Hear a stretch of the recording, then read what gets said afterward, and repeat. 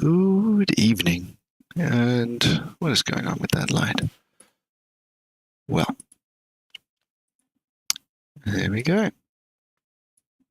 So, this is me, David from Fertile Pixel, and I've been making some good progress finally getting the node graph editor for the CommandBots game working. Just a few things left to do here that I think will get it kind of actually working in a more practical sense. So having a button to actually be able to open that editor, making go-to nodes actually work in the bots. At the moment, they don't go to anywhere, so I'm not sure why, because I thought I had them setting the appropriate label node as their output one value, but that's fine. I'll get to that, figure it out. And the proximity sensor, that's just another kind of the early default sensors that is quite important to stop the robots bumping into each other and potentially stop them bumping into walls and what have you as well.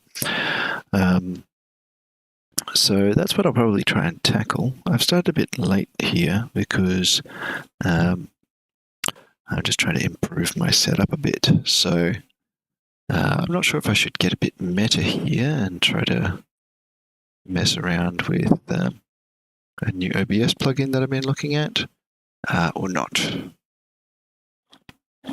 So, yeah, I haven't decided yet.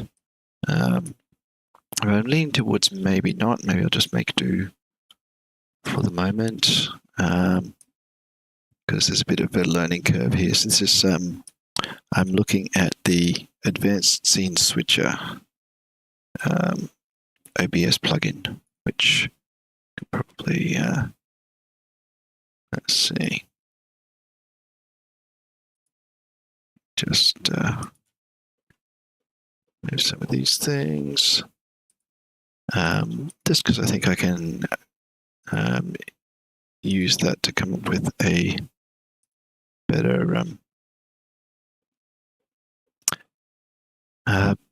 better stream setup so that I will be not having to manually remember to alt tab across things. Basically, me not have to work on a small area, but still be able to show a decent resolution of content on the stream. So the basic idea is I can probably start showing that over like here. So basically you can, so this is an example macro.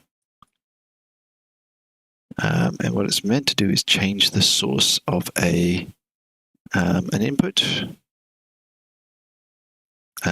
such as like a window capture input. So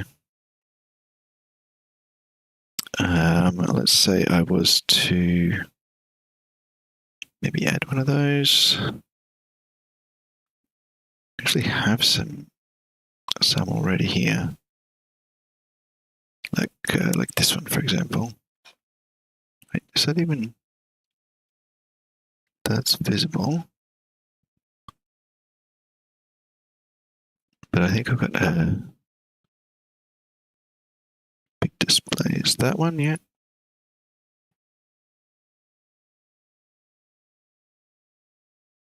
Okay, so I've got Visual Studio being visible there. That should be over the top, but it's not.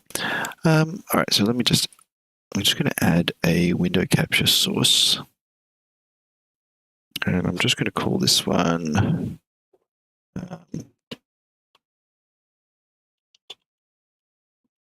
auto window capture.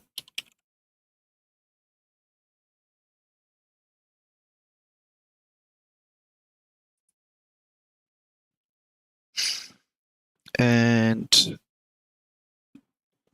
looks like that's just decided to grab Chrome by default.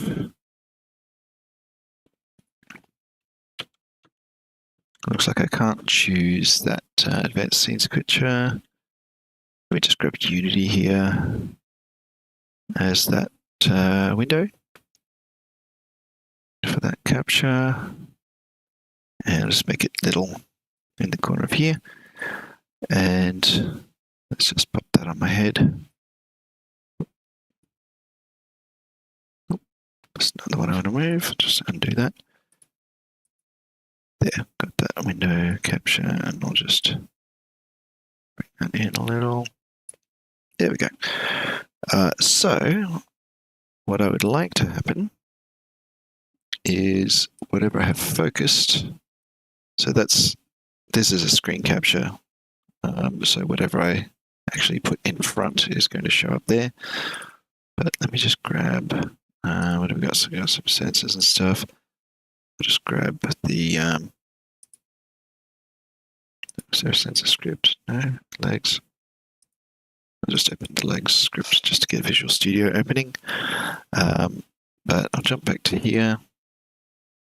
So there's Visual Studio opening in the background. But alt-tabbing between them and having them all behind each other doesn't work very well for me. So now I've got this auto-change window here, and I think I can maybe do something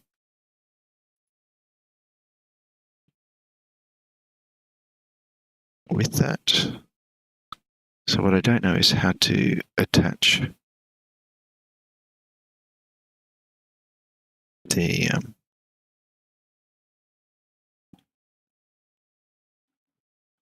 macro to this. Properties, filters.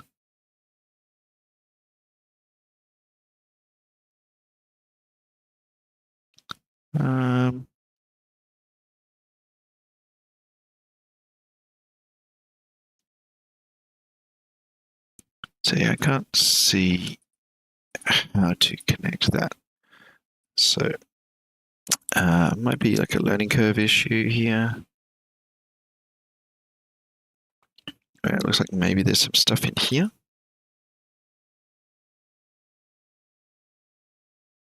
Auto window capture. That's what I called that, wasn't it? Yeah, auto window capture. So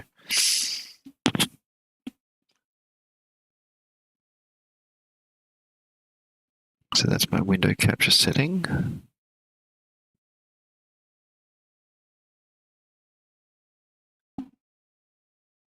So that's set to that. So and now, let's just say I put Visual Studio here and Unity here. So I can see both of them, and I'm on Visual Studio, and that's Visual Studio over in the corner there. And then here I'm on Unity, and it's gone to Unity. So that's just working. Of course, it's not quite working how I'd want it to exactly, because if I click over on like a browser here, that's focused, that's showing that, and then I clicked on OBS, and I'll just put that over the top of there, but I guess OBS is exempt from being one of the windows. So interesting. I think I could update this macro to work even better. So like I don't necessarily want it to show anything that I focus on. Like, if I had a private chat message over in another window and click on it, I don't want that to automatically show up. So I could probably put some kind of filtering in here, or maybe up here. So I could possibly add a regular expression for the window title to match not just anything, like, dot is any character and star is 0 or more of that. But I could put a proper regular expression that will say, Unity, Visual Studio, and a few other things, have those show up when focused. So let's try that then. I might just then turn off all the other things. Let's just turn off the big display and move this down, down, down to just there. And then I've got a thing that claims to be Visual Studio window capture and doesn't seem to be showing Visual Studio. So I'll just put that there as well and hide it. Now let me grab my, where'd it go? Ah, that's a bit of a problem. It disappears the moment I get click on OBS. So I'm actually going to fix that right now, hey? So I'll just get that display on again. And it takes a moment to select. Maybe we'll have, so is this a proper regular expression? Yeah, regular expression on. Oh, we got a drop down. What's the deal here? Oh, cool. So I might actually find OBS. Yeah, that looks good. So that's what we get for OBS. So what I want to do is, I don't care about all this stuff.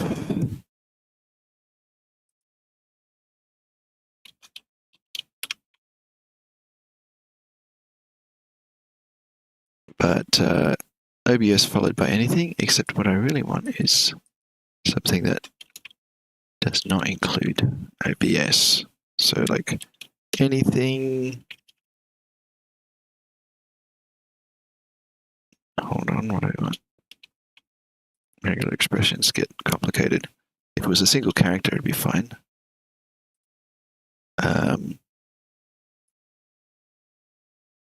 Like anything except OBS in that order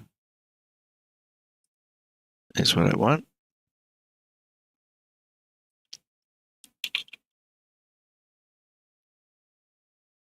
So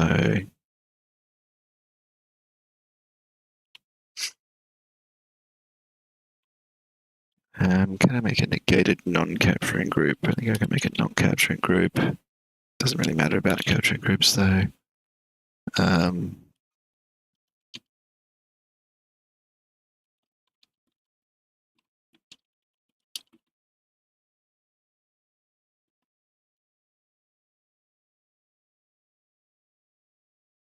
just Googling a regex for a string that doesn't start with a specific word. Or, yeah, sequence. Negative look ahead. Negative look behind.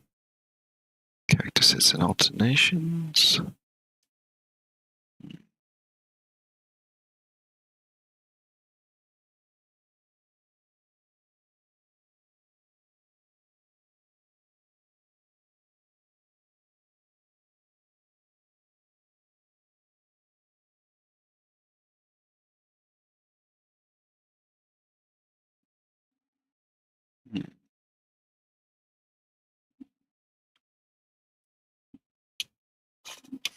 Let's do start a string,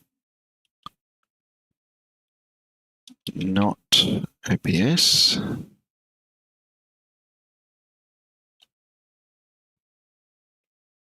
And then anything else.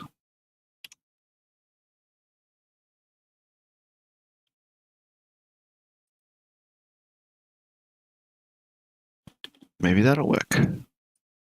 So let's take a look. What have we got? So if I click on Unity, now we've got Unity showing up here. I click over on OBS, it did not change it. So that's good. That's what I wanted. And I could change that regular expression for one that's specific to. Oh no, it has changed, hasn't it? That's because it's advanced scene switcher that I'm on. Oh, I wonder if that's the so I've got like in here we've got the process,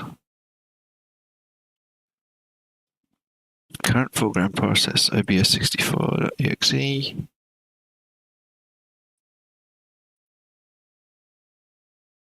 So again, I could just do like just start a string, not obs64.exe, but anything else.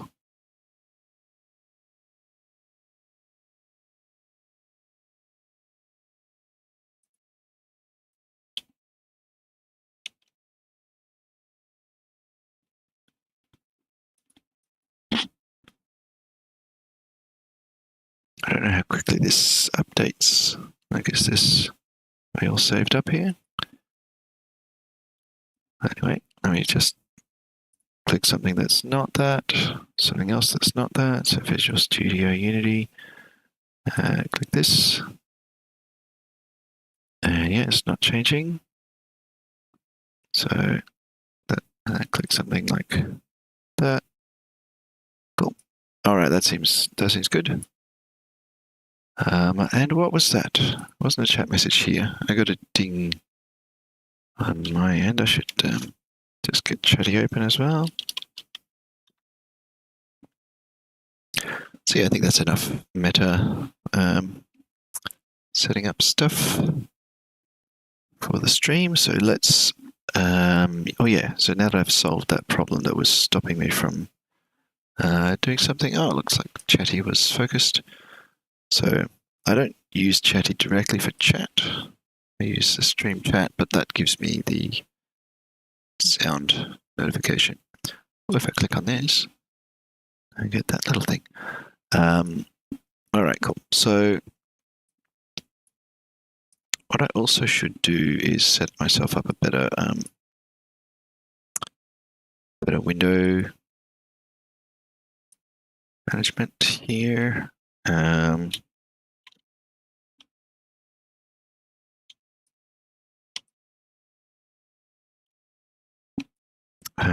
Where is...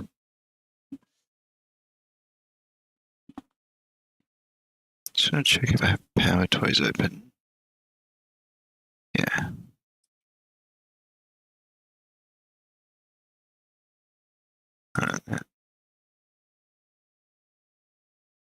Now I've got to remember how to use... There's a feature of PowerToys that gives me good region selection, fancy zones is what it's called, and I've just completely forgotten the key shortcut for it. So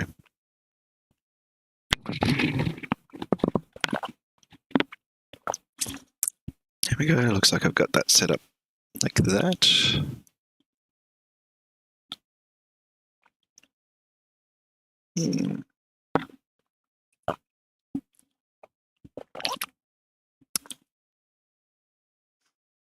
Let me edit that.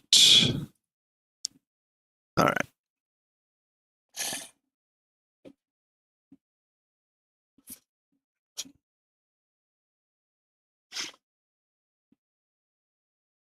So what do I want here exactly? I think I want to get a few things set up. How wide is that? I'd like those to be like 50-50.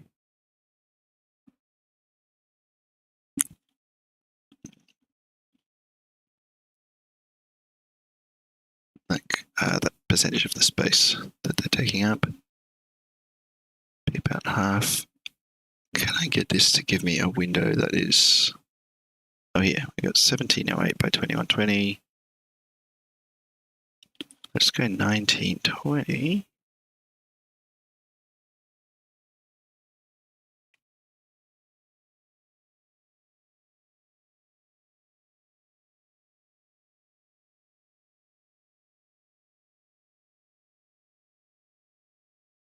It's got to be excruciatingly slow to watch. And I'll just split that. And I won't worry too much about the size of the top one there, but I'll just make that 1080.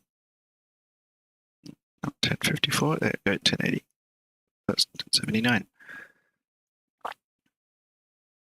Okay, can we get this one to 1920? Well, actually, I think I need to remove.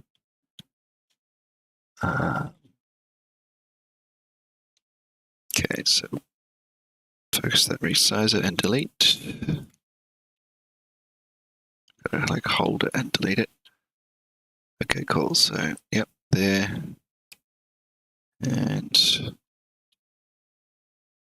there as well. Okay, what have we got? 1920 by 1080. So cool. That's basically good, except I want to move this down. Just for my ergonomics. So 1092, nope, 1080. There. So now I've got two 1080 sections, which doesn't quite look right there because of the, I mean, you can't quite see it properly there because I haven't got that big display fully displaying. But okay, now I need to remember how to actually put these into places. Yes, it is what I thought it was, holding that. Okay, put the chat up here somewhere. Scrap this into that spot there. Nice, okay. Now we're thinking with portals. Just make that small. Make that size. Now the only problem I've got here is these headings up here. They're kind of in the way of the top of the window, so I could make it a little less tall if I wanted to. Another thing I could do is just, like, if I were to put this on these two zones, makes it a bit taller. So that sort of focuses it a bit better. Also, where have I got...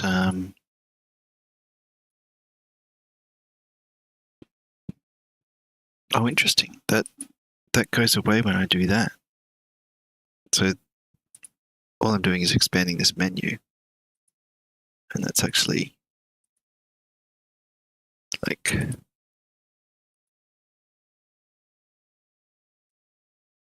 That's not good. I need to fix that. Play focus, play maximized. Just wanted to check if I play maximized. Then, oh yeah, cool. So that's just using up the space in here. I mean, using the available space in here, not using up the space, geez. Oh,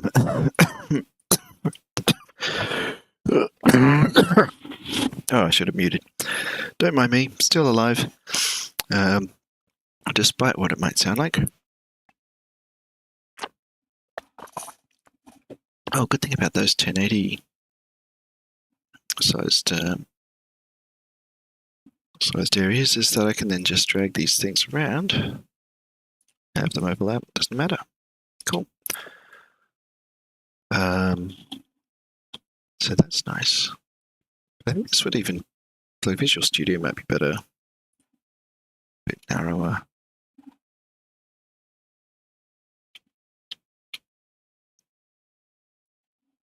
I could pop the chat over there or something. Well, you can't see the chat. Anyway, I'll iterate on this. I think I just need to move this over there.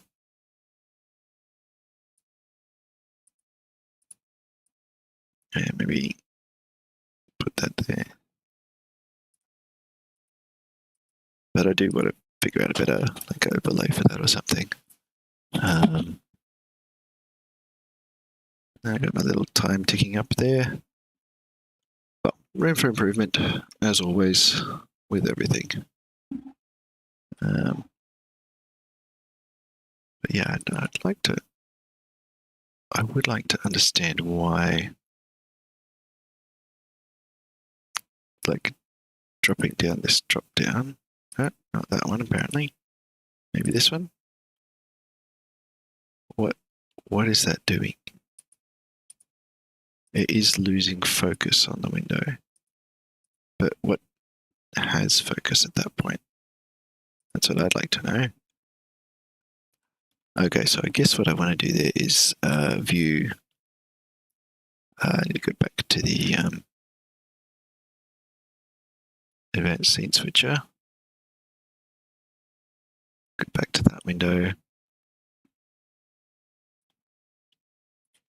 and see if I can work it out. Why don't I show you? So I'll just bring this back, pop that somewhere. Oh, this is not available for snapping into a region.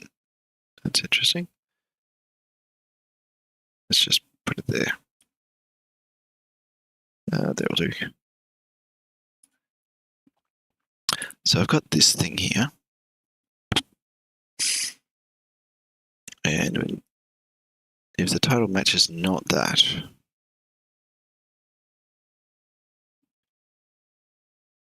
and it's focused, and a focus window change. So it only does this when it changed. So we've got full screen maximized, we got window containing text something, current focused window advanced scene switcher. So I'm seeing that it says that. Now I'm going to click on that drop down and it's covered it up for me and from your perspective as well. So that's not very good. There, so we've got current focus window visible just here and the current foreground process. So if I now do this drop down, focus window, Unity editor.popup window, and foreground process is unity.exe. Okay, and this is like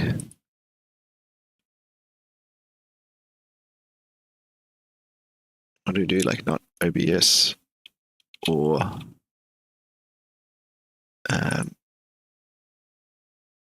pop-up window.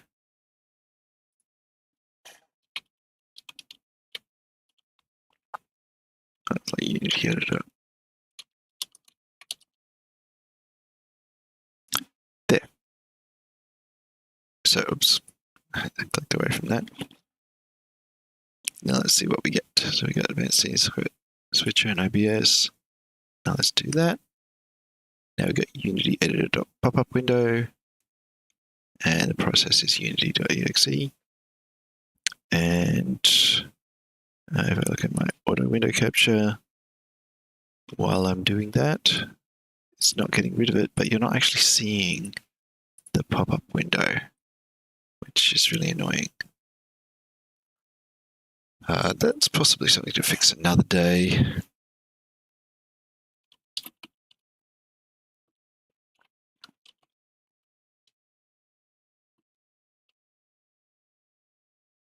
If you want to include the pop-ups in your stream, you have two options. Change to display capture mode or add a second window capture for the transparent overlay window. I guess seeing achievement pop-ups.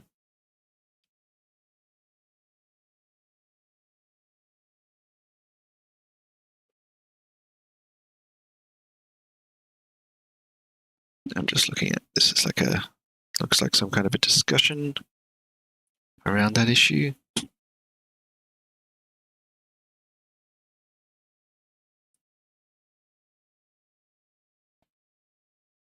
Pop-up windows associated with most of the functions don't appear to record. And yeah, probably they're doing a window capture.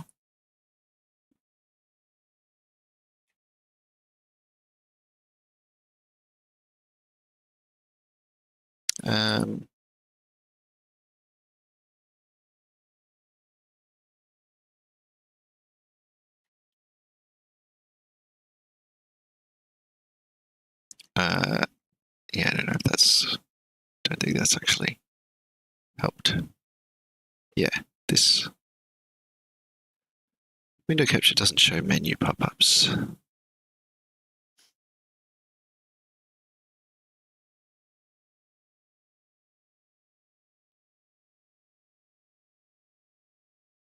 Okay.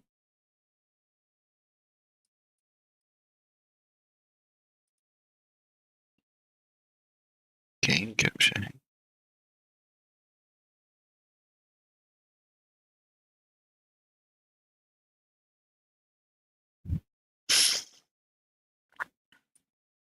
Window capture to capture a window.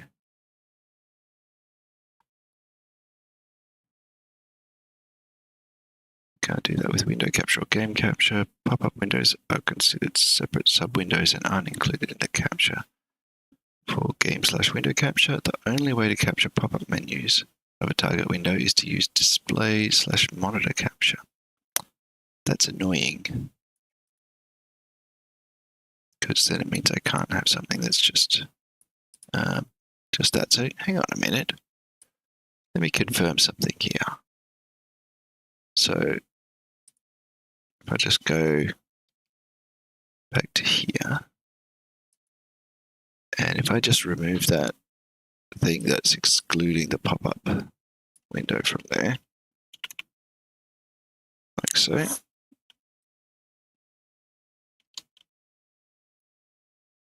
I just hit Control S in case that saves it or something. So let me get that auto window capture. Oh, yep, that's there. So if I hit Unity, it should switch to that. Now, if I hit this, is it actually disappearing completely? Or are we seeing that window, that like little sub pop-up window? I don't know if the big display. Yeah, because it's just like a little menu.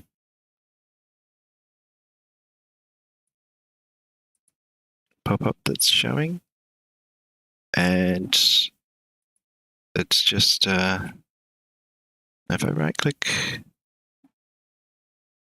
yeah, right-click menu doesn't show me anything.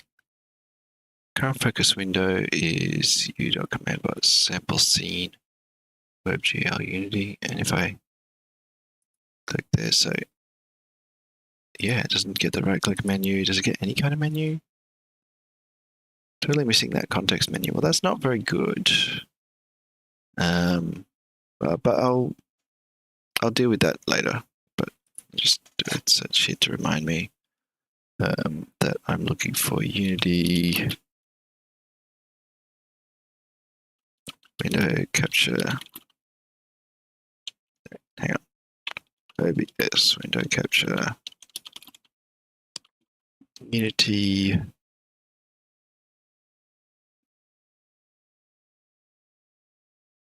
and context menu pop-up, something like that.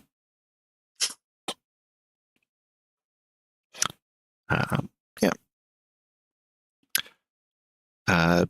But even though that might not be working right now, sort of the whole point with this is like the thing about that that particular one, but having the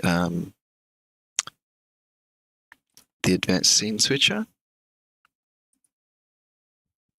it should be possible for me to just configure that in any way I like. So that means that I'm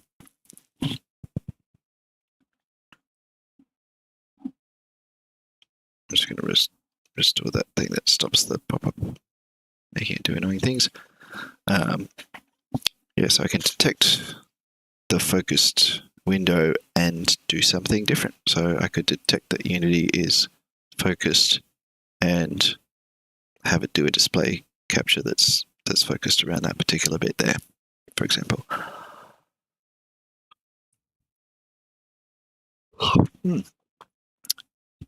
And it's already late and I'm already tired. So yeah, so there we go. That's 1 hour of stream. of a 2-hour stream just used on meta stuff. So I better just jump straight into what's going on here. So this, but I want that to be wider, or I think just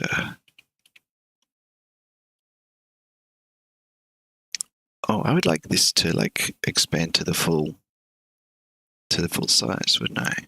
Just like whatever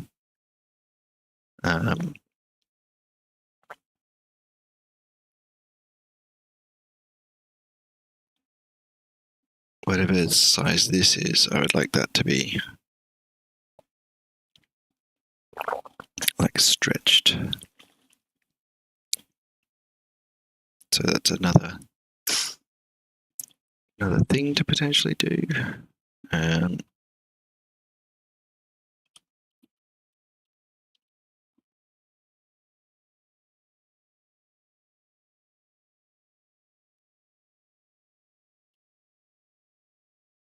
Auto fit might be good. Auto resize window capture. I don't know if that might be something in here in maybe the properties.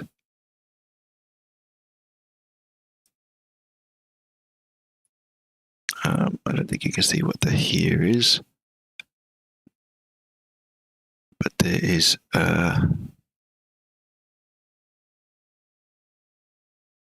if I look at the transform,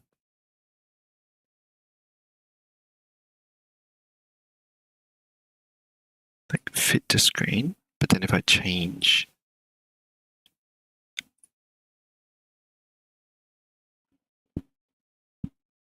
just check if I go like that, this, yeah, that's good.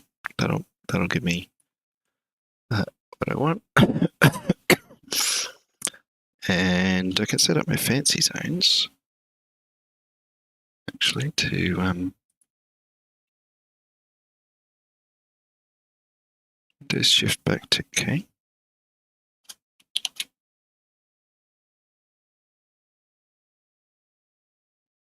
Okay, so let's go for this monitor here. And I just want to edit that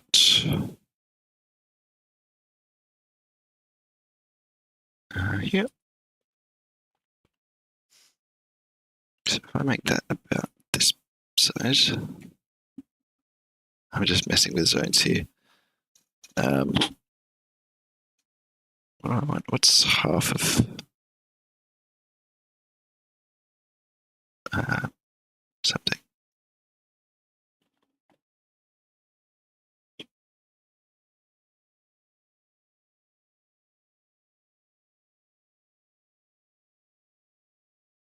Yeah, I can move this down. I think it's 720. There. And then make sure these are 1920 by 1080.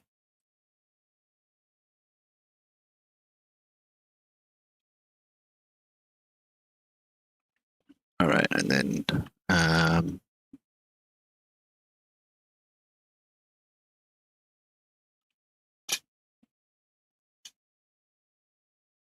don't actually know off the top of my head what the 720p other dimension is.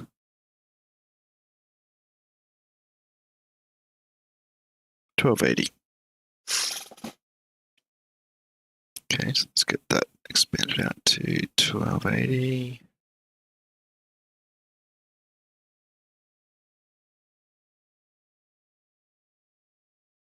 There. Oh, it's got 1281. 1280. There. 1279.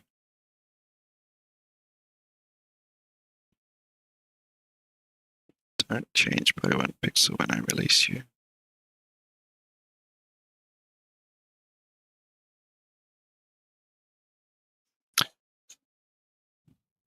Why is this refusing to be the size that I want?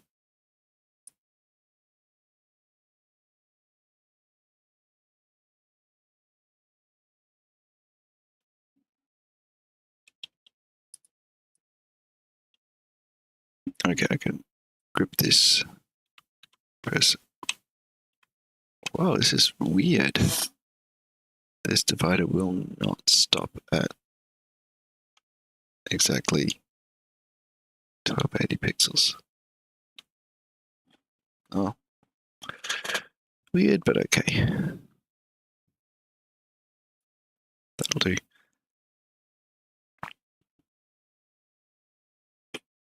Alrighty, I'll just get all of my stuff organized here. There we go. I'll put the chat. No, we can't do that. That chat doesn't actually get focused ever. That's possibly a problem. Oh well. Point of that was now I can have this a bit bigger.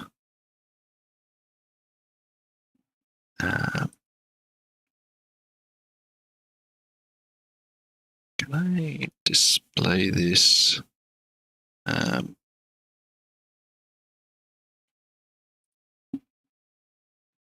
Just turn that off for a second.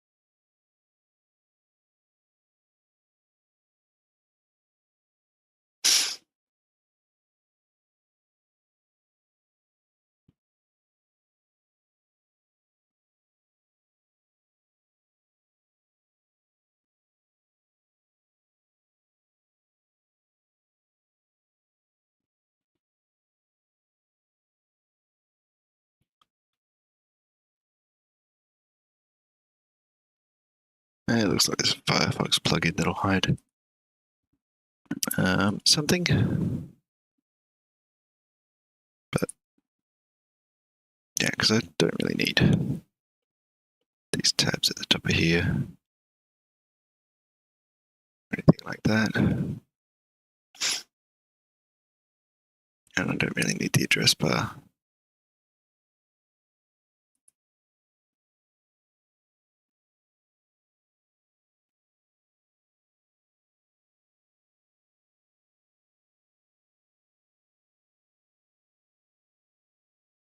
I guess that's where like bigger is better.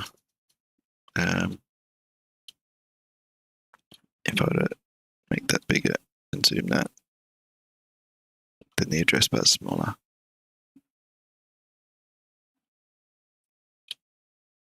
But maybe I can set it up to automatically hide my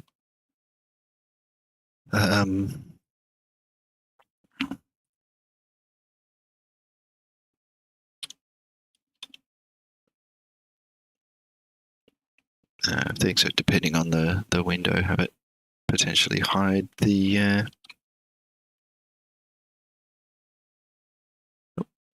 two wizards. That's too many. Too many wizards spoil the spell.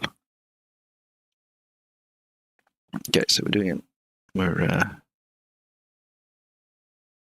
basically add a button to toggle the graph routine editor.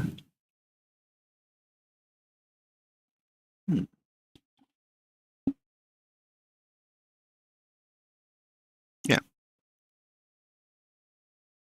I'll just highlight that as well for fun.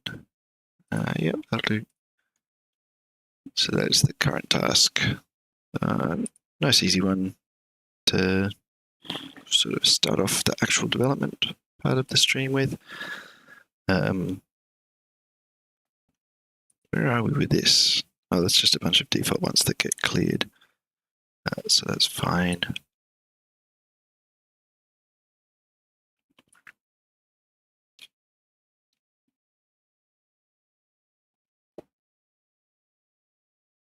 So I'm just like sort of squinting at this a little bit.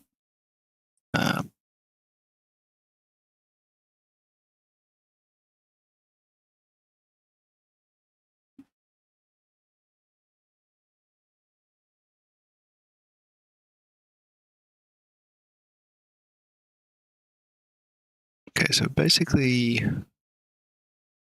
what are we doing here? Like, not.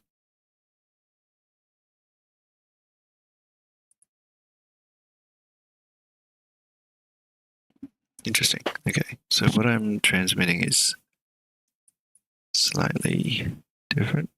Like that. Because it's not sending the menu bar. So this is actually the size. A little bit taller than 1080p when I factor that in. Is it the same for Visual Studio?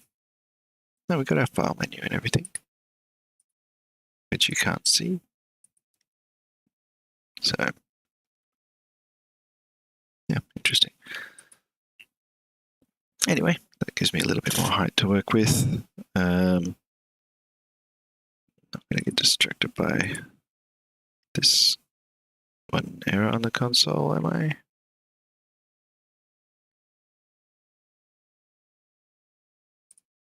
Could not update selected routine. There isn't one. Yeah, that's just some of my code running while it's shutting down. Not a problem.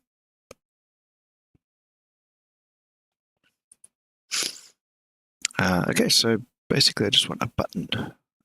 So right now I've got a button here for the blueprint editor, and that's actually on the old routine editor system. Routine editor canvas. So there's the old routine editor here somewhere. But all this stuff is going to go away, just not that button. And yeah, so I might actually get rid of that. We're not using this anymore. The robots aren't using it. There might still be code that has a bit of a cow when that's not running. But let's just disable that old routine editor script. Shouldn't be an issue then. And we got this blueprint editor button. And oh yeah, I've got this toggle game object active script that I wrote that you can slap onto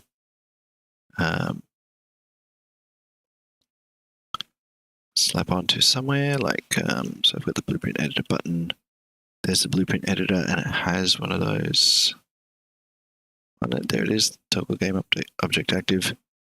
There it is, but you can't see it because it's behind my face. What's that I selected? Something other than my face. There. There we go. So you can see it over here. We've got toggle game object active. And so if I slap one of those onto my node routine editor, routine graph editor is the one. Oh, it's got a toggle game object active right there. So basically, I should be able to grab that old routine editor canvas, duplicate my button here.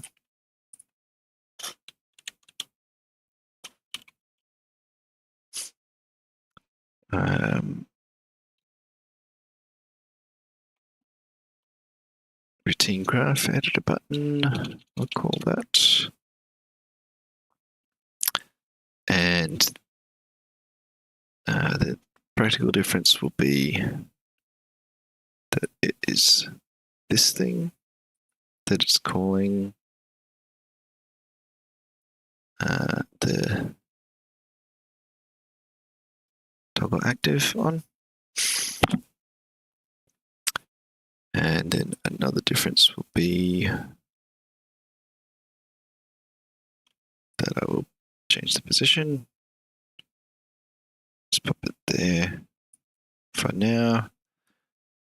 And we also need to change that image. So it's not going to be a blueprint button anymore. It'll be, I guess I'll make a new thing. New sprite. Grab a sprite. Okay, and sprites. Yep, there's a sprite I was working on before. And where's the old blueprint editor button? Let's have a look. Some kind of a tile. The old robot. Some things. But it will be getting a bit obsolete. There's that blueprint editor button, so let's just grab that as a template.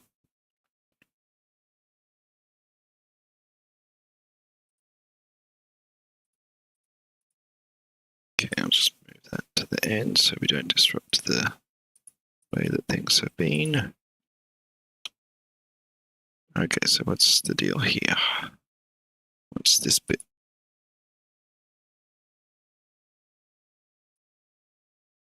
Nothing? What's this bit here? The whole thing? So if I were to hide that, then... yeah, so it's basically nothing there. Cool. So that's the blueprint editor. It's the button and it's blue.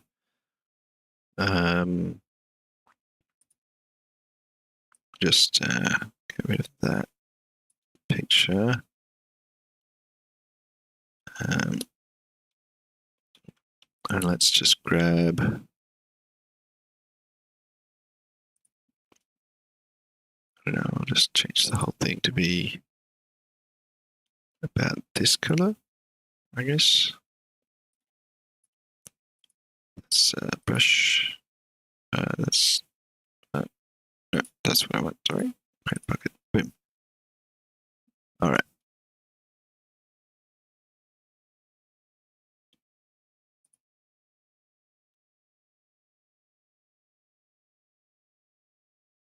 So there's that square in the corner that I still want to have white, but I just grab like that with some opacity.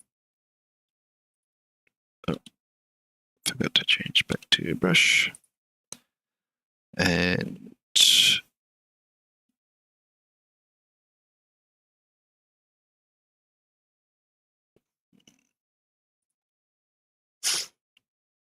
just grab this slightly darker color. To fill it there. And even darker just there. But it should be less saturated. So let's just put that color there and there. Let's undo that. And put this color here and here. And then I'll grab that with lower opacity. Just put that there. Might do that again. Go and I might just grab this with that there. That'll do for a background, sort of. I want to lighten this up a bit.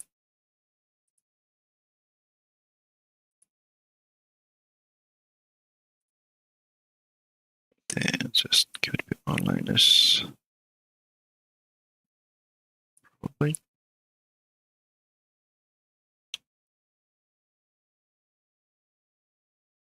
Okay, let me just do like white. Right. Just white with very low opacity, and then I can just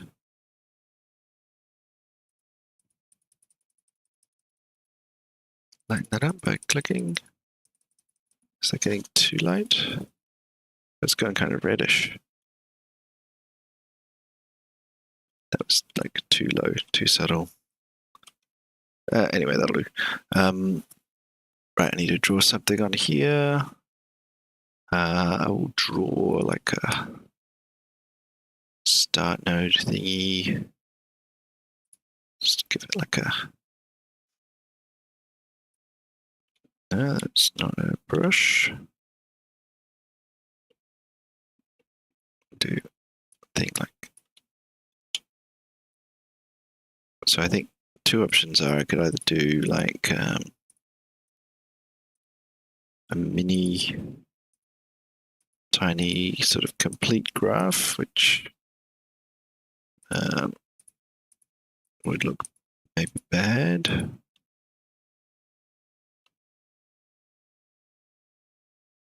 But that's like option one. Option two is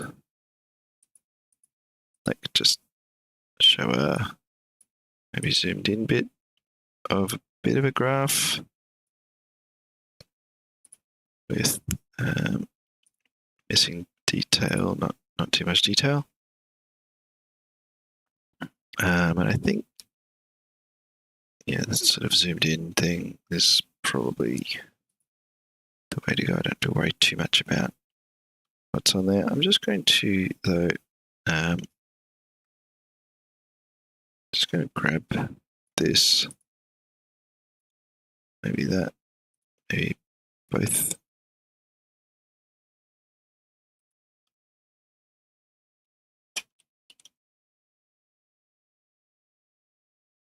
I'm just going to undo moving that because that was a mistake. Okay, I'm going to select this, and then I think I want to invert that selection.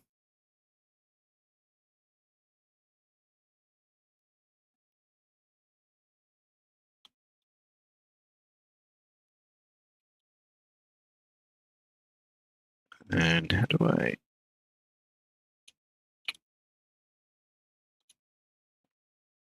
I'm sure there's a way that I can...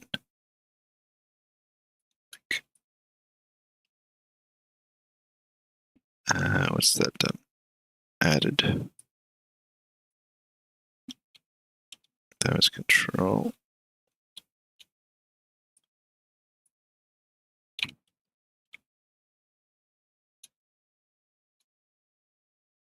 So what I'm trying to do is remove from a selection. Oh, here's the thing. Replace. Add to, subtract from.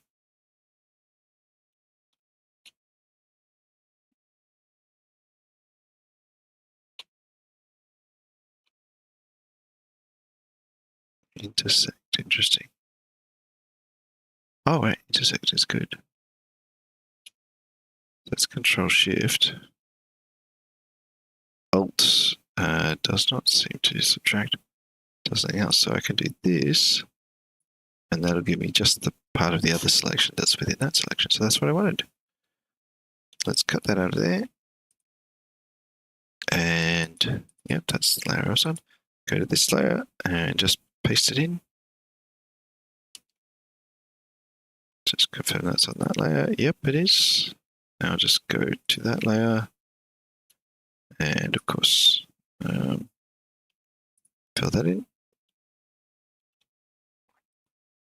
Now get that visible. And now I want to do something else. Circle. Got shapes here. Let's grab a circle-y thing. That looks decent. And I'll just fill that in.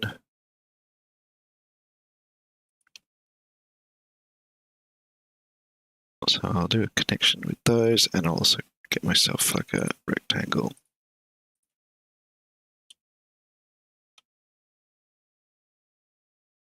Like that. Also, I'll get like this in there.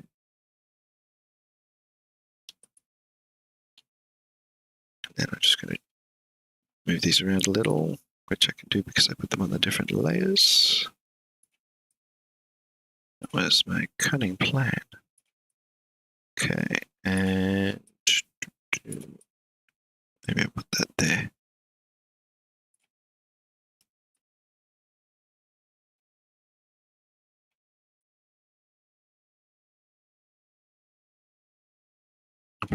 that off there. All right, let me just grab the old brusheroo and just have that be connected onto here, and have this be connected onto here, and also connected somewhere else.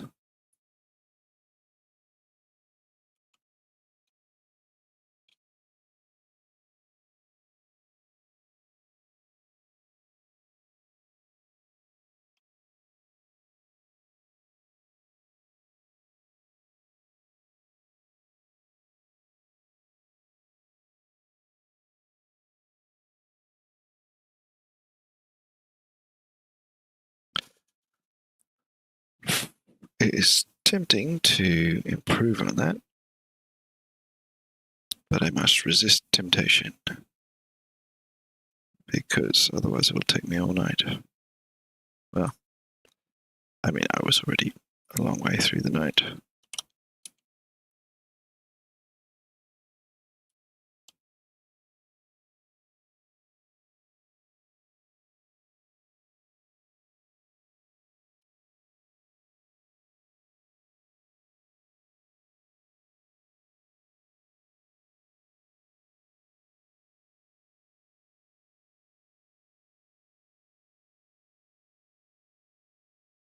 Okay, that'll do.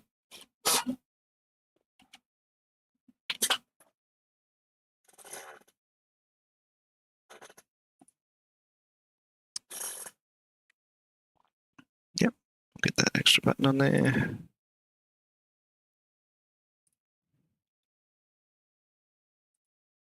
Okay. So back in Unity, we'll just grab our art here. We've got all the sprites in here. Jump in the sprite editor. Oh, it's not focusing the sprite editor. Not even showing it at all. That's a shame. But it's all right. We'll just literally drawing a quick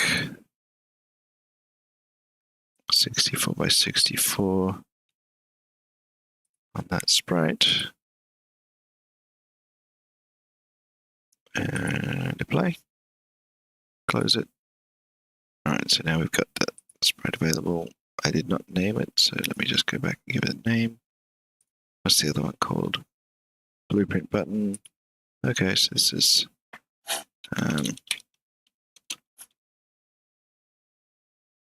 graph editor button. That'll do. Okay, I'll apply that. Close it. And now we should have that one named correctly. There it is. Right there. So I'll grab that onto the place. Here we go. I'll just select that. Graph editor button. There we go. Can I put that out? I didn't want to grab that. Can I put it down here? Where do I want to put it? I'll leave it there for now. That seems fine. That should just work now. So I should be able to have that thing not enabled by default. And same with the blueprint editor. Hit play, and now I should be able to open and close that. Yep. Doesn't have the empty state yet, but that's okay.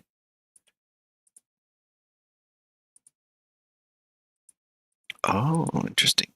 So I can open up the blueprint editor behind this. Okay, well, that's not great quality of life, but let's not worry too much about quality of life here. I'm going to put just another laser and give it the old enemy sensing routine. So we'll give it a start. And if you detect an enemy, fire your laser. Otherwise, walk forward. But maybe get rid of that. Walk forward. There we go. That old chestnut.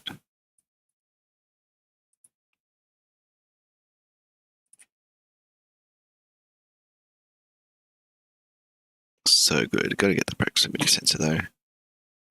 Anyway, got that button. Done. And bugs. Yeah, I got a bug here.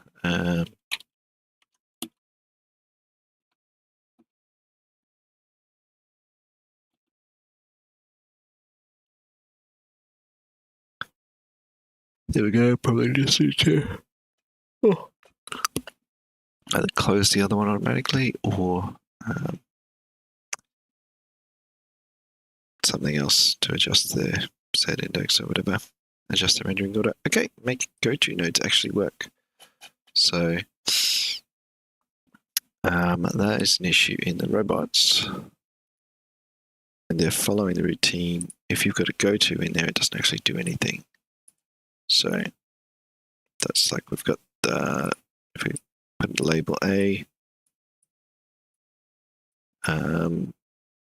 just before shoot laser, there, and then we were to put a go to A. Oops.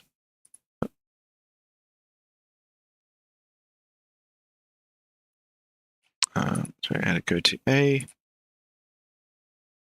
and said, walk forward. They go to A, so then it would walk forward, then fire the laser.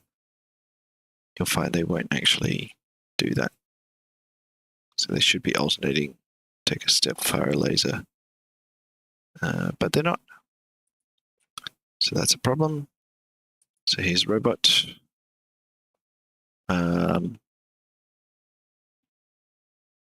And when we advance to the next action node in the robot, what we should be doing is more than we are. Let's just embiggen that a little. Okay, so we've got our current node, our next node. Starts out as our current node. Oh.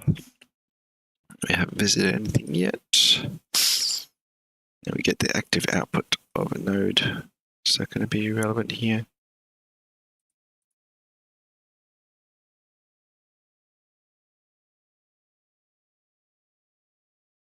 Okay. Given a node, get active output. We've got sensors and stuff. Stuff I set up last time. So we've got decision nodes, and simple decision nodes do their thing.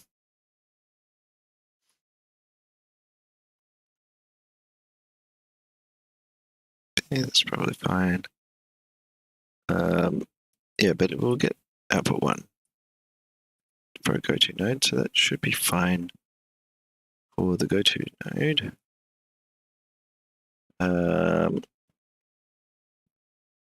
As long as we actually save them with the right label. So I guess that add label button in here, somewhere in here.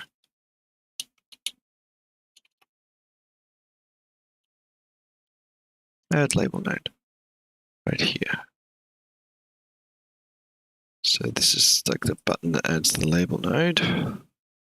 So we create it, we've got our label ID from the selected routine.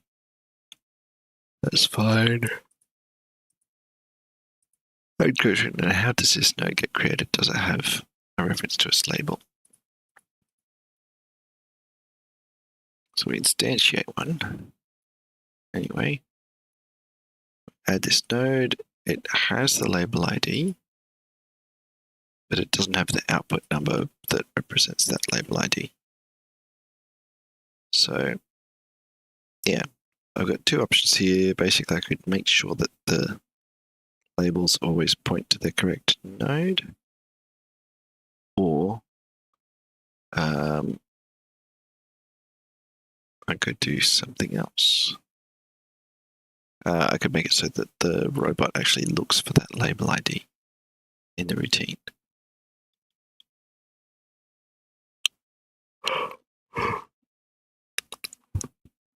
So I think doing it at creation time makes sense.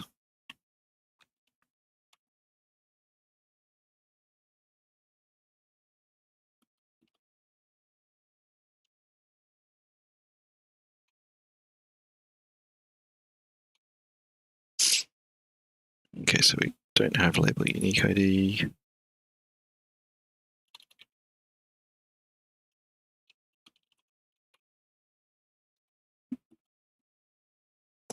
Okay, it's not going to be 555, but basically we need to look up the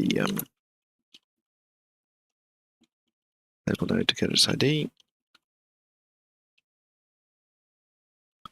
So I think we'll need to do selected routine dot what. So if I had its ID already, I could get it. I need to get them as an array.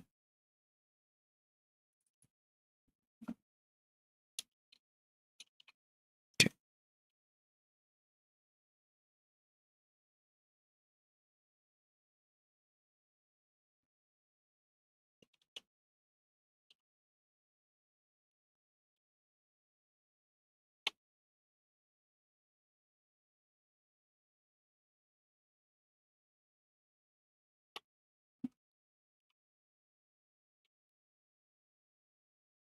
Um,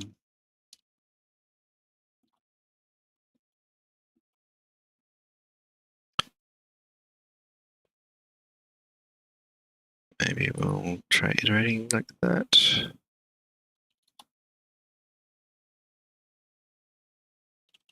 With the for each loop. Let's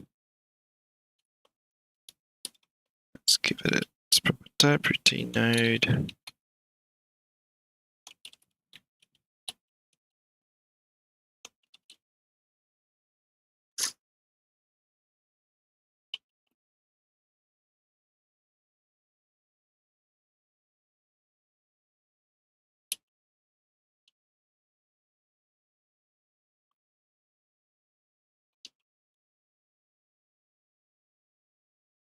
Um,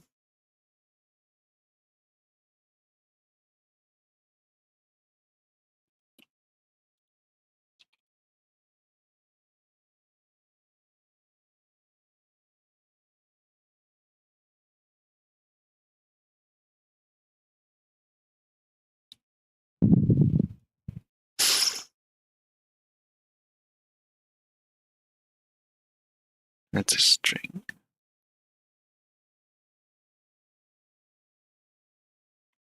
Oops. Why have I got three of those? This isn't JavaScript or TypeScript. So basically, if this is the one we're looking for,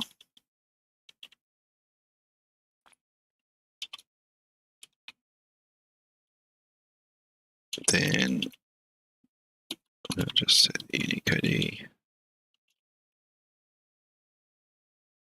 What are we calling it?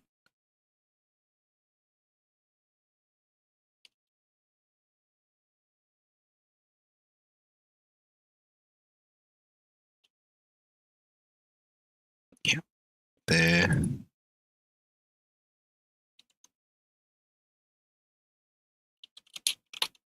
Label unique ID is equal to node.unique ID. And can I break out of there for each? And we'll set it to 0 by default because that will be a reasonable place for an unknown thing to go.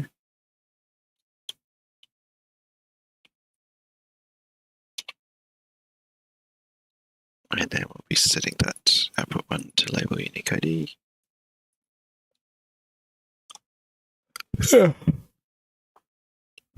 Now they should be created such that their outputs point to the correct label.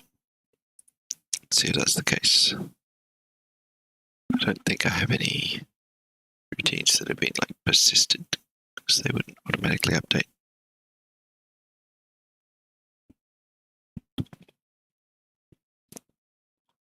Okay, so how can we test if a goto actually works? Let's program these guys with a goto.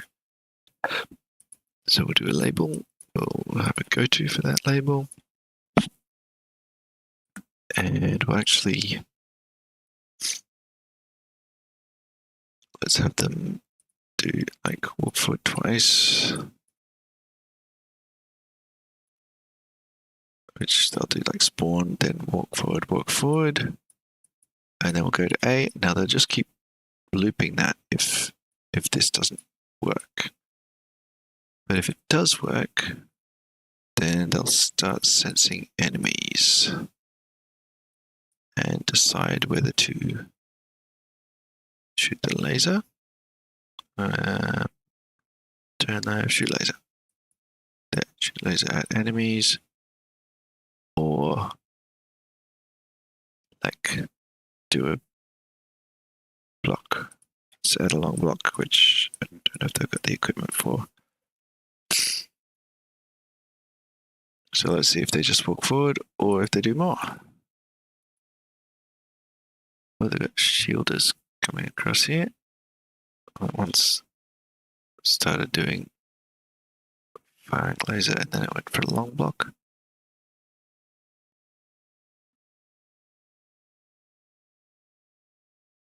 Because they've got shields there blowing up in one hit because they're hitting the shield and hitting the robot. If that one just moves forward out of the way, yes, there we go.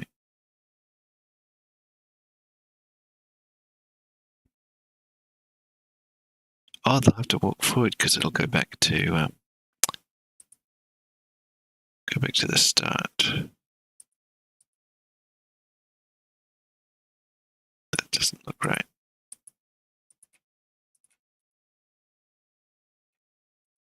That's weird. I could have sworn that I had added a decision and a label and a goto and had plugged I've got to walk forward, multiple walk forwards, followed by go to A, where A is do that, or that, and I'll add another go to A. So these can go to A as well. So it'll just keep looping. It'll never walk after the first few steps.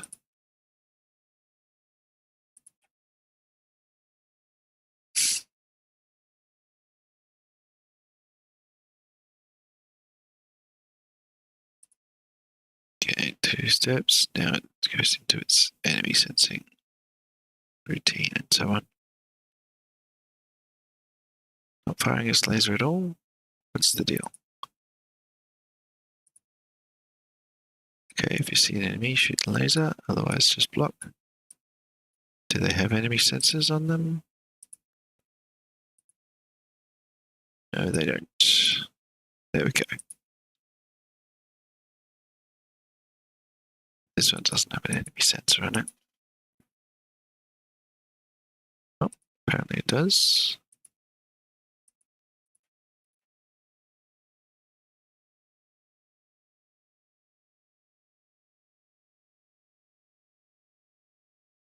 Oh, that was nice. Actually, I think it blocked a laser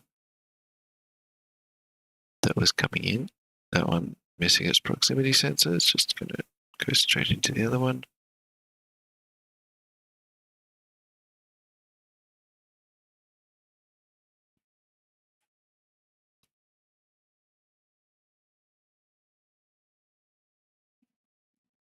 Well, yeah, go-to must be working. Otherwise, it couldn't have got to the second part of the routine. So that means we've done this. Make go-to nodes work. And now do I dare get the proximity sensor working? Just label this one. I am very low on time, and bad things tend to happen if I go overtime, because then I don't know how to sleep. But proximity sensor behavior should just be part of the robot script.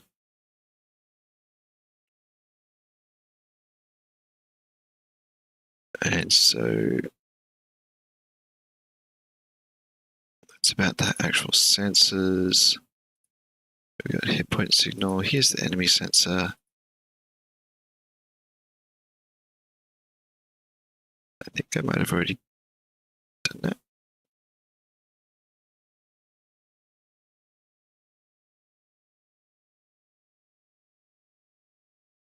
If hit collider. Right, so there's a raycast hit.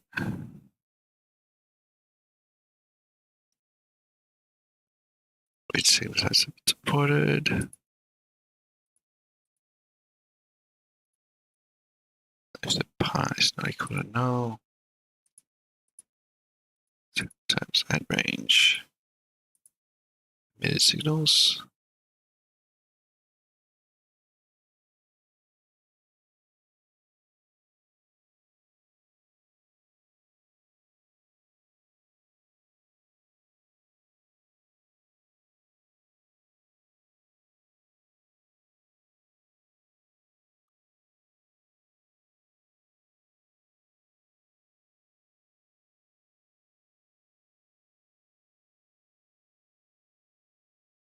Wait, what?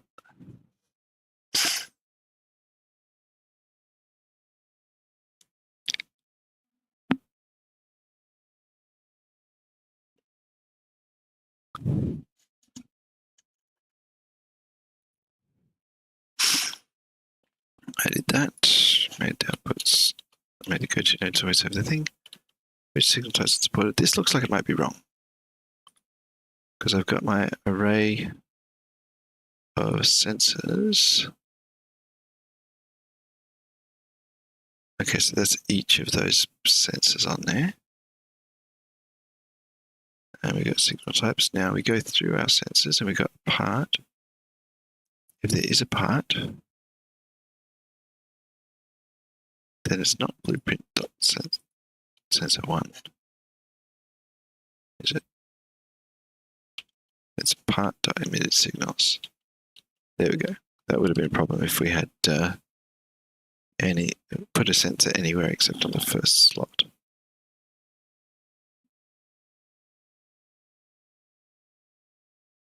Okay, have sensor for signal. Yeah, so we just automatically return 2 if we don't have one of those.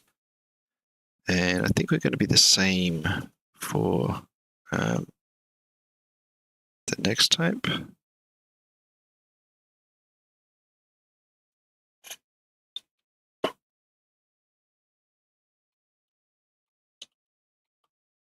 Proximity. So pretty much output 2 if we don't have a thing.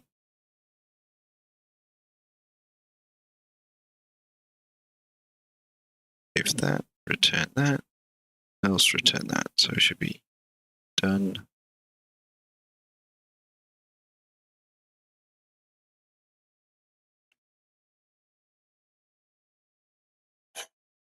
Is this running a break on there?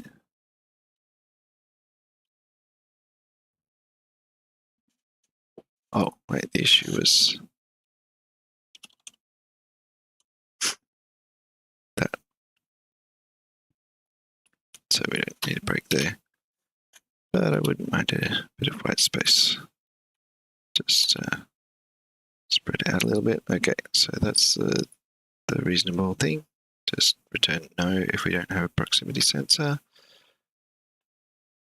And I think we basically want to do something very similar to this.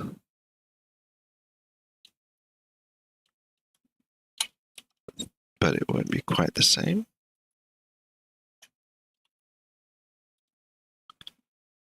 So instead of enemy layers, it's going to be like collider, or just like collidable layers. Now this hit is being redefined. I'm just going to literally change this to be called hit 2.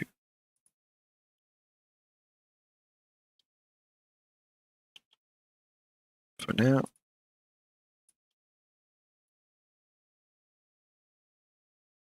Okay, and I did not rename that properly, but might have had issues anyway because of the duplicate name.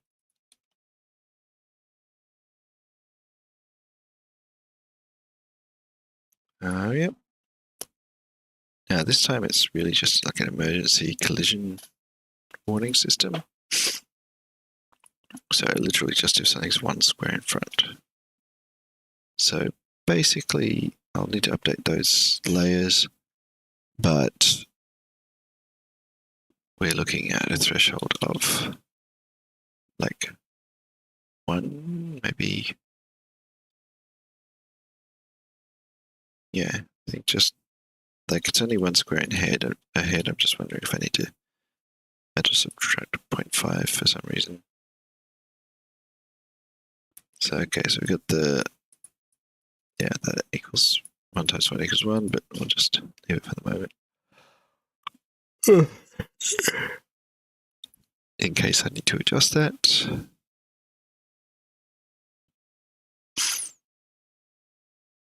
Okay, so that's getting logged. Selected blank at blank. Alright, now what layers do I have for things that can collide?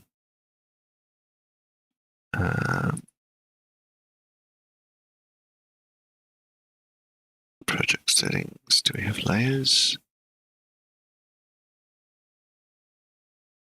Hold on, I think I can get to it from layer.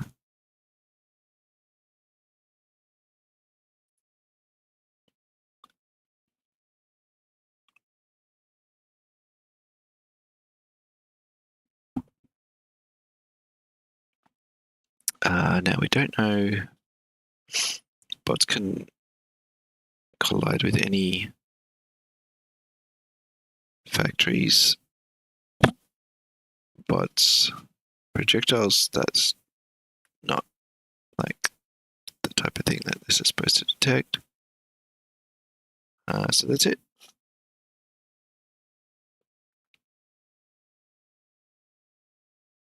Okay, so here.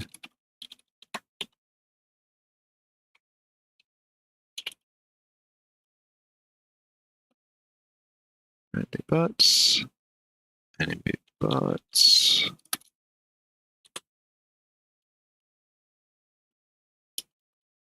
Friendly factories. Enemy factories. And it might be default as well, because what's this? Bit of wall here. That's on layer default. So just add that.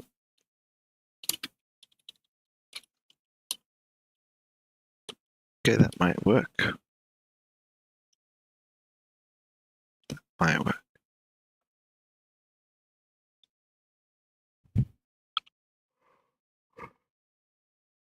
Oh, and just in the nick of time. Because basically it's like I don't turn back into a pumpkin or something at midnight. But I do turn into a zombie at 10 p.m. So I've got 1 minute before I'm zombified. Well, it was less than a minute. Let's see it. See it in action. See if it can do something. Proximity sensor. I'll do the enemy and proximity sensors. I'll put them on these slots just to check that first slot is not the issue. And then I'm going to make a cool routine here where we'll make a decision based on enemy and proximity. So if we've got an enemy Oh, interesting. I don't have like an and. So we definitely fire a laser if we're detecting an enemy. But actually, if we detect an enemy and they're not too close, they're not about to hit us. Otherwise, we'll just do a long block and hope that we block them from hitting us. So I'll just add a shield on there to use for that block. Okay. Now, if we don't sense an enemy, then again, we probably make a proximity-based decision here.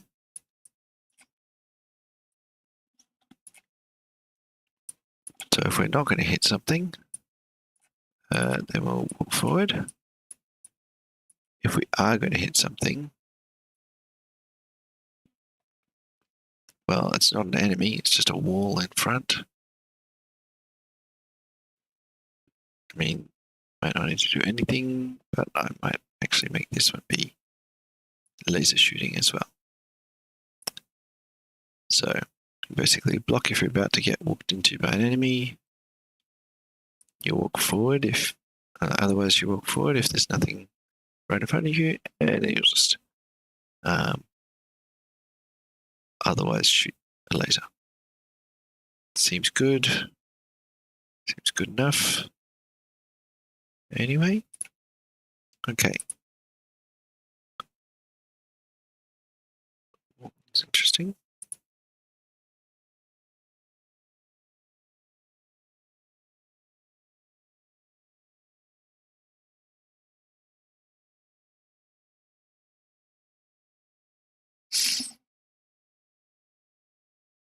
Missing mount point sensor 4.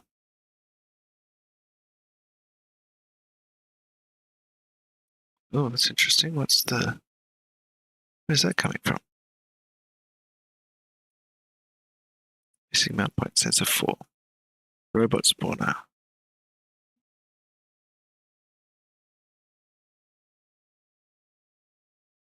Oh, right, we can't put an actual robot spawner. There's no actual mount point for those sensors because there's no object representing them. Oh, wait. Where is there?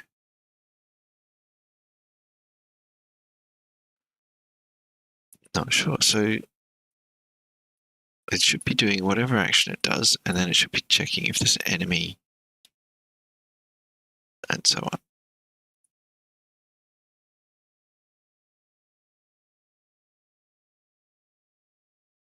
The thing seems to be doing the shield when it shouldn't be.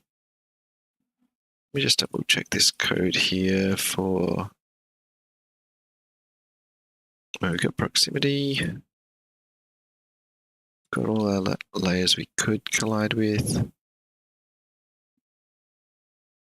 Oh, hey. The main thing I was going to do today, Omega Killer, was finish up and go to bed because it's got pretty late. But what I have done today is some things. I can show some completed things. Didn't do that today. I got a lot of completed things I need to clean up from here. Oh, it's kind of good. Having these. Achieved quite a lot. Just keep chipping away. Yes, so I made a button to toggle the graph editor. So the routine graph editor. So that button there is. Where's that? Oh, I see. That's gone there. Yeah. So that's one of the things. I made the go-to nodes work. So I could prove that by opening this and oh Jesus, gone back to. That's weird. I had a proper routine in there. But some weird thing happens where the routine doesn't get saved properly sometimes. Anyway, I can prove the go-to works by adding a label and a matching go-to. And I could have them, like, say, walk forward once and then go to here. Oh, good question. I'm not sure.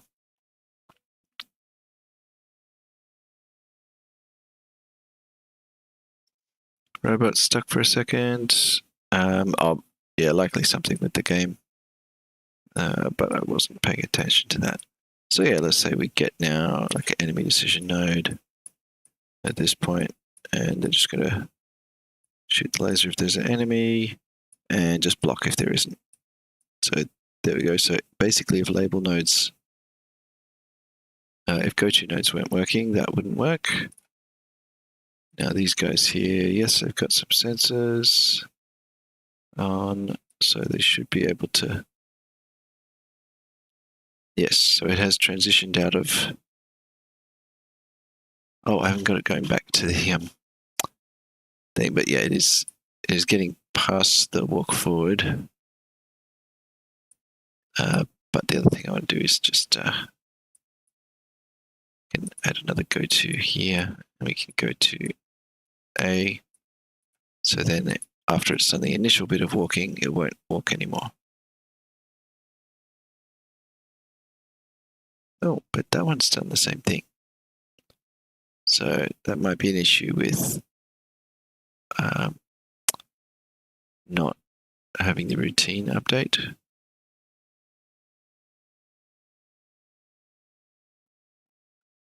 Wait, no, what do I mean? Yeah, it might be an issue with not having a clone of the routine. So I'll just put that in the bugs here.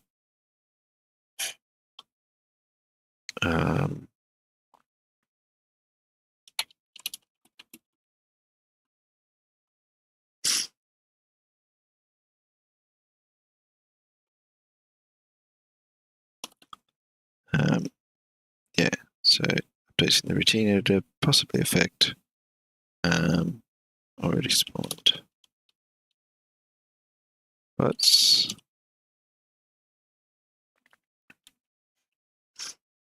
there we go. So yeah, they definitely need to have a clone of the routine when they spawn. And I'm not 100% sure that I've done that. Yeah, so then the other thing today that I was just trying to do is get the proximity sensor working. And I think I need to add a bit of something here. So I've just basically made something that's a bit like the enemy sensor, but it's oh,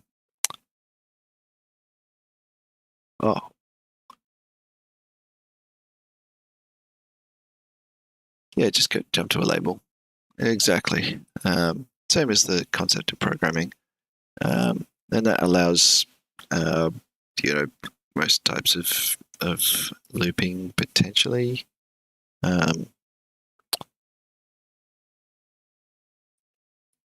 So I thought I'll add that rather than sort of add anything complicated for looping constructs.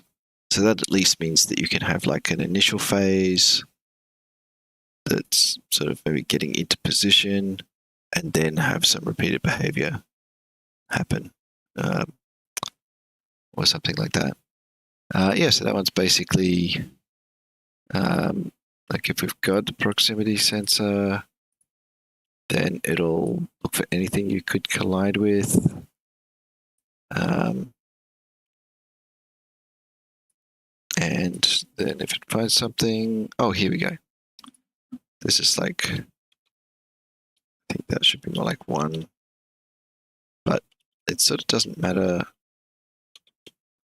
The range didn't seem to properly work for the other one, and so I had computed an offset. I got the square magnitude and compared that to the square of the magnitude I want, and figure out if it's in range. And then if it is in range, then you get output 1. But I also should have something here.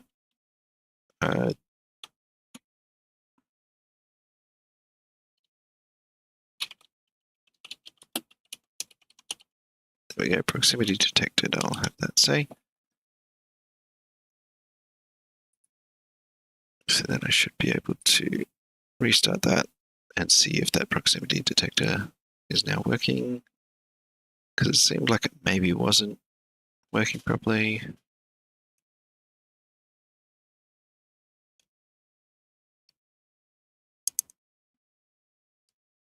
Oh. I suspect it could be an issue with the default layer, because tiles and stuff are on default layer, even though they don't have a collider. Yes, I think I need to get these guys a proximity sensor and maybe just some shields. Then give them a routine where they're just going to walk forward. Does that seem right?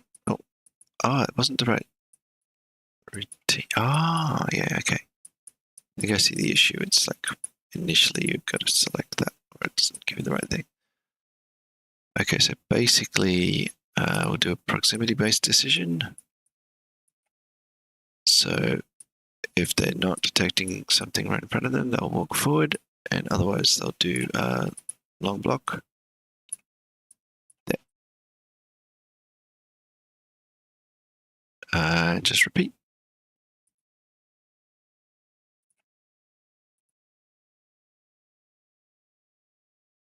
So it looks like they think they're detecting something. And I've got a log here. Apparently they are detecting proximity detected robot clone at 007.0.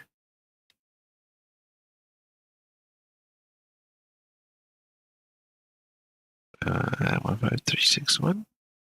What's that number? Collidable layers.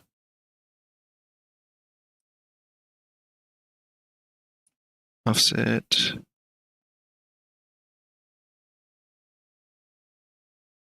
Zero, square magnitude. 0. Wait, it's detecting itself, is it? It's detecting proximity with itself. Oh, right, because it is on the layer. Okay, yeah, so that's a problem with the fact that this now has friendly bots, which is the layer that this is on, this robot. So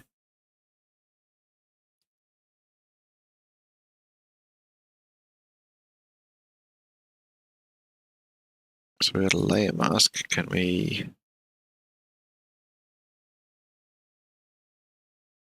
do something with that? Can we do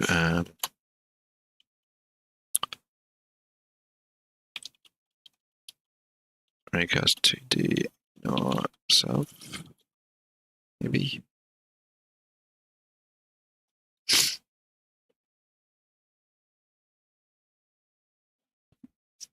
Or can I just do like a raycast for everything within?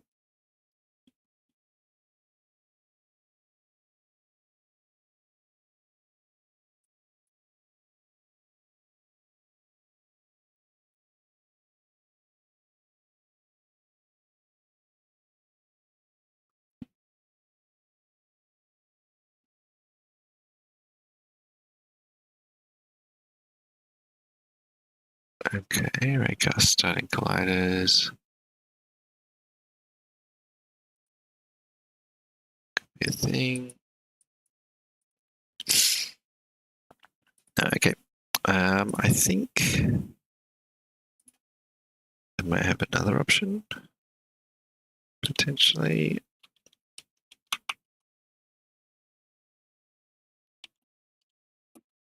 Let's do a variable called foo, and we can do physics2d dot raycast all. Okay, we get an array of hits then. And I wonder if this takes all the same arguments.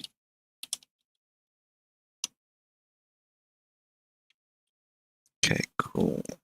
So I'll just change this name to be hits. Yep, hits. Do nicely and well, sure. Explicit type for you. And then I guess we just need to add the loop.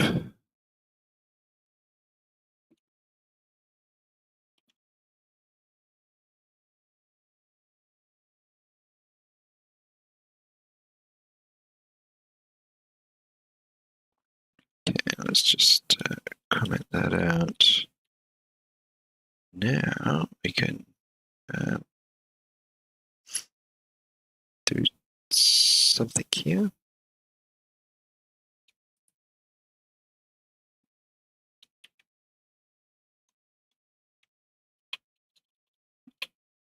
Okay, we'll go through those. If we haven't returned yet, by the time we get out of there, then we're going to be returning to, don't need anything else. There, just need to return to. All right.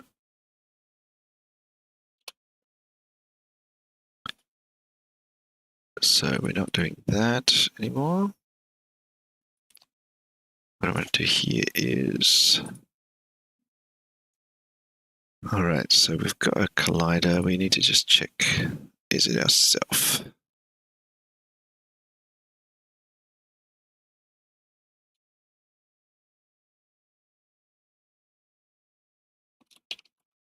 And all right, so if the collider is not equal to null and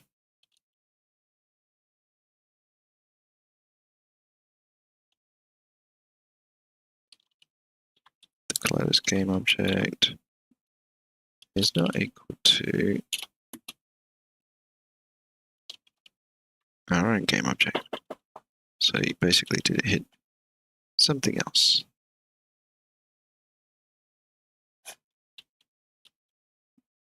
So then we check the offset. And then if we're in range, we return 1. And otherwise we don't do that.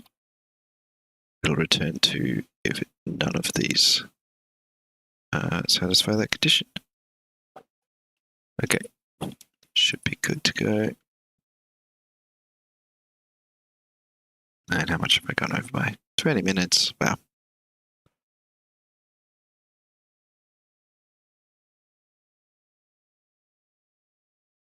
Forget if that means it's taking me 20 minutes or half an hour to figure that out, to get this thing working. Anyway, let's give these guys a proximity sensor. And they've got some things. And now let's get them their proximity thing. Oh wait, we'll give them the shieldy. Double shield thing. And then their job is, when they're not sensing any proximity, just walk forward. So get in there. And then if they sense proximity, then they're going to do a long block. So should walk right up to the enemy and then just block in front of them. Okay, this one, malfunctioning. Why are you malfunctioning? Wait a minute. Oh, because it was the default routine I was editing. That keeps happening. Okay, so we're going to do, we got walk forward block based on proximity. Proximity, yes. Oh, not regular block, long block, please. Okay, now that I have edited the correct routine,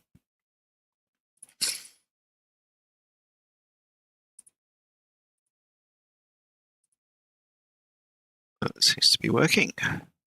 Oh, and they also should not run into each other. That was just going to sit there doing long blocks. There we go. Got explode. Oh, they've got their own double shielders, but ours are never going to walk into them. So I think ours will win.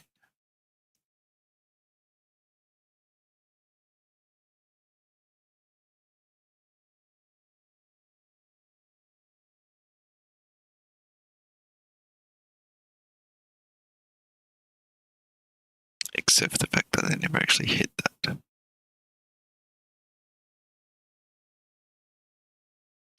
Well, I might try a classic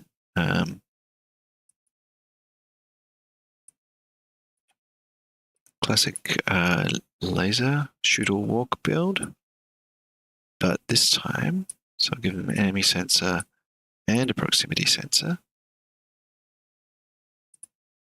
Okay, now I'll grab that, just make sure that's on the right one.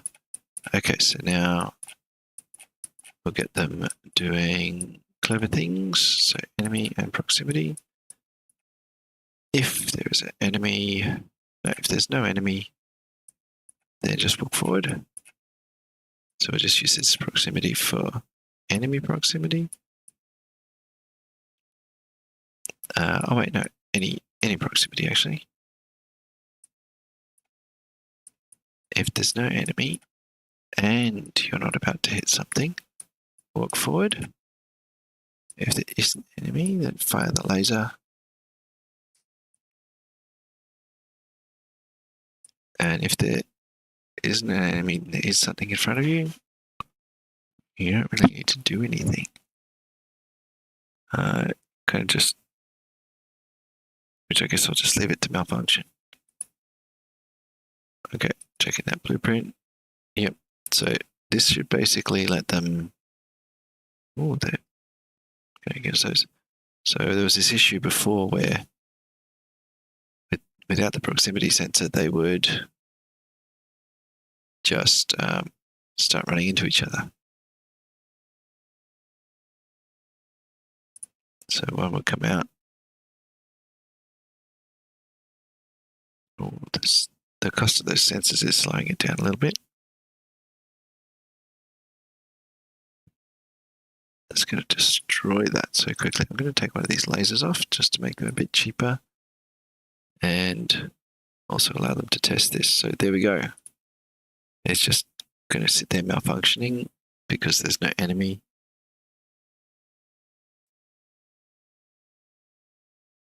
But yeah, that's like, they're going to pile up. They're not going to run into anything.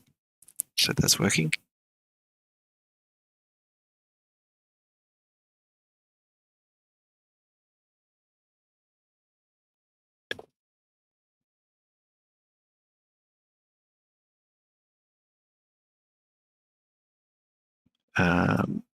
But yeah, we can have like this row help that row there. Or let's get this row to help them. So basically we'll get these guys with lasers. We'll get dual lasers on them.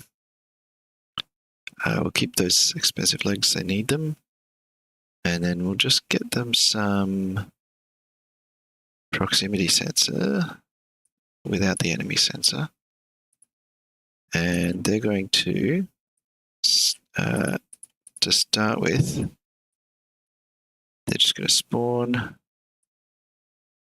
and we'll get them to turn left.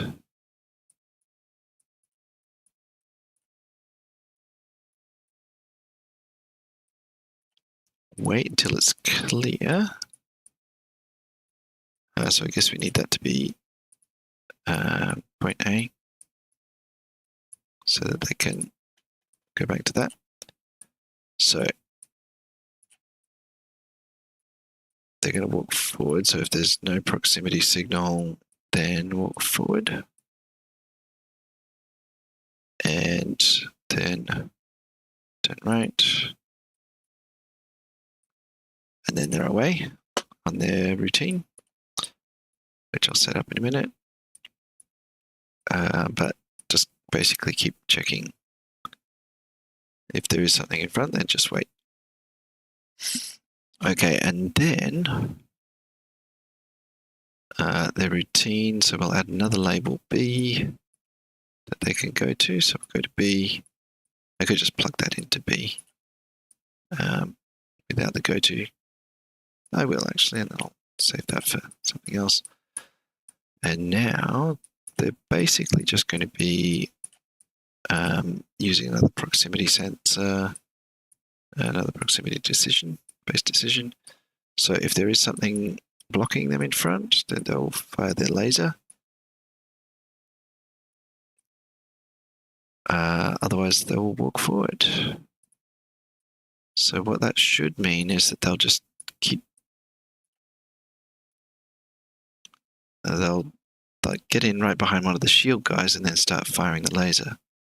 That's my hope.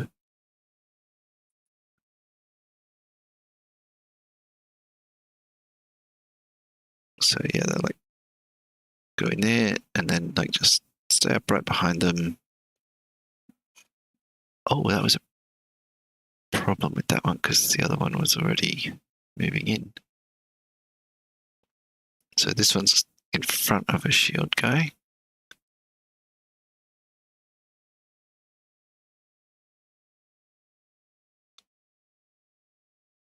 Okay, so that one turned in. Oh, that one spawned on top of it, but at least it's started blocking now.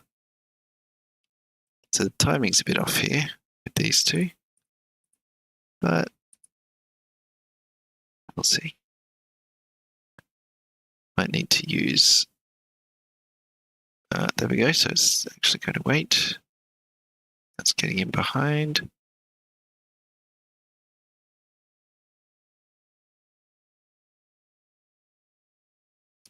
Not quite working out how I'd imagined. I think partly related to just the relative spawn times and what enemy they're up against. That's interesting. So that proximity sensor is not picking up the enemies that are currently moving into the square. So I might actually allow them to work out to 1.5.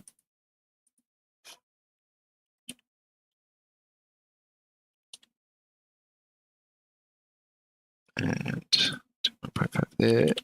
That doesn't seem to matter. I don't know what it is about that. Like the range of it doesn't seem to actually affect it. So I think that would work better. I'll try that same. One quick try with the same kind of setup. So we'll get these guys, dual shields,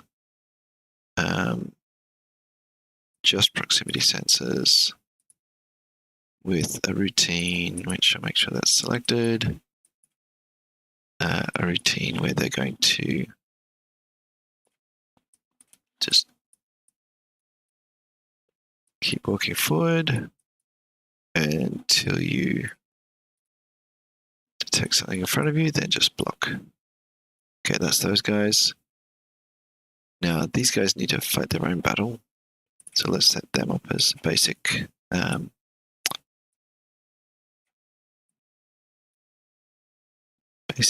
not crash into each other enemy shooty guys using that routine. So, well, if there's an enemy, I'll add the proximity first. So if there's something right in front of you, you're just going to be shooting your laser over your friend's shoulder or straight into the enemy's face, regardless. If nothing's right in front of you, then we'll see if we can sense an enemy. If we can, then we'll shoot that laser. If there's no enemy then and no proximity, then we walk forward. That should be all good. Yeah, I agree. Having a pause time button could be really good. But on the other hand, yeah, I'd have to think about it. You also raise a good point with like having to edit the routines in real time. Might be good. I guess for single player it makes more sense. And then for multiplayer, being able to pause doesn't necessarily make a great deal of sense. Because just be pausing a multiplayer game. Okay, now let's see if we can get these guys crossing the road. So they'll need these kind of legs. So we'll give them twin lasers. And they're going to need a proximity sensor.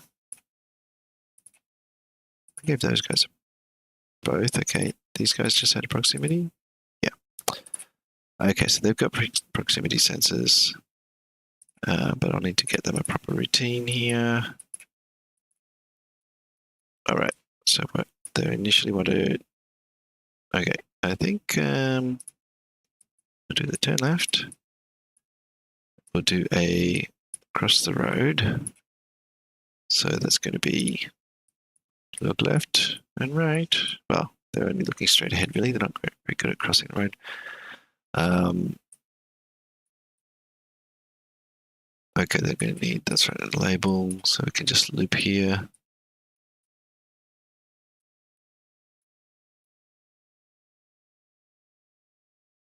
Okay, so if something's in front of you, just keep checking if something's in front of you.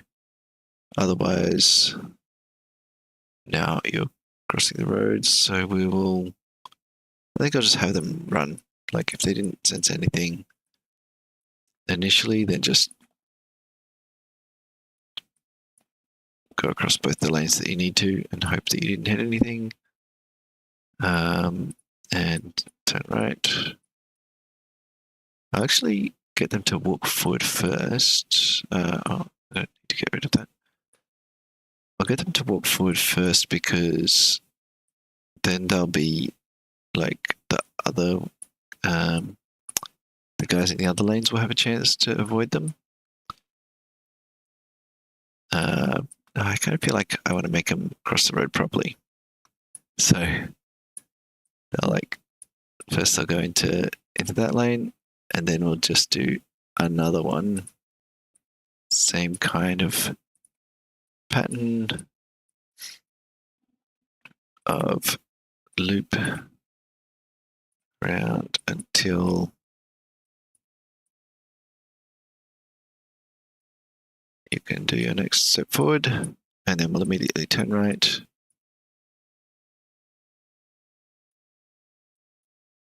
And then going into actually the proper routine, so another label. So C is going to be the true routine that we're going to. I can just go to C like that.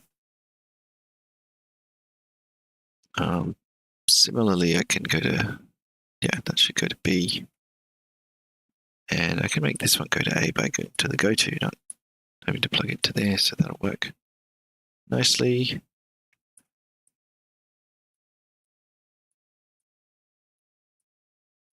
All right. So yeah, we've got crossing two lanes, setting up in that lane, and then C is what we actually want to do, which is another proximity one. And this is just get rid of that. So if something's in front of you, just start lasering to kill time. And if nothing is in front of you, then walk forward. That's all just looping on C. Okay, so what are these guys doing?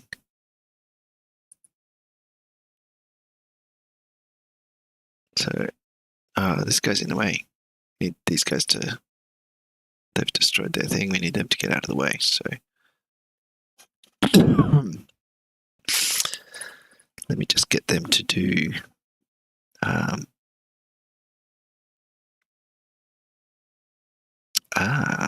just plug that into there and this into here.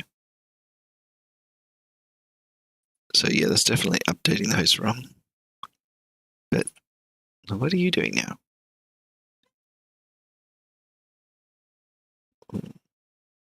Nasty. You have them wait if their friend is waiting too. So what, these guys, legs and lasers at proximity.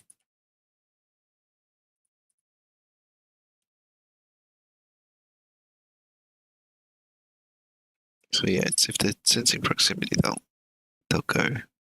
Oh, that one's made it while I wasn't watching. That one's shields are both destroyed. Okay, here's a guy.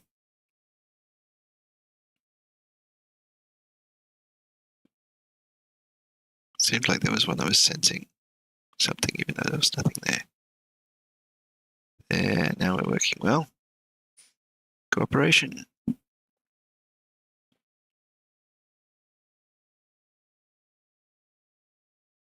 That's going to destroy that factory very effectively. And that's just going to sit there firing at the invincible wall. Oh, these guys will pile up. Well, I better get some sleep, but I did all of the things that I was planning to, so that's nice. Boom, proximity sensor. So just hide completed there. Yeah, I think that's not what I wanted to press. There. Yeah, I think that's kind of a lot of that working. Yeah, I'm not sure what I'm going to do next time. Probably fix some of these bugs. Change that to definitely.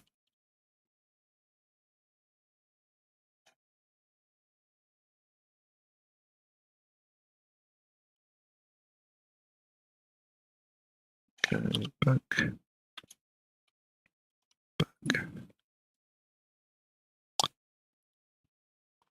Yes, I guess next time I'll probably fix those bugs and maybe add a few more things. And I don't know if I've got a.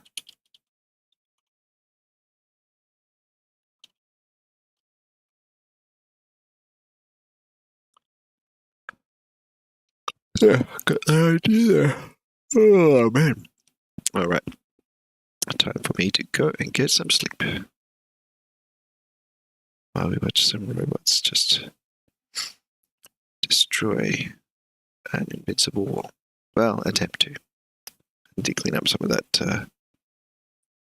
I got a bunch of logging as well. Let's see, spamming down here. Need to clean that up sometime. Okay, well, thanks for watching. I've been David from PhotoPixel, and the robots now have a graph-based editor, so that's cool. Now I've got to just fill in all different things so that it does cool stuff. So yeah.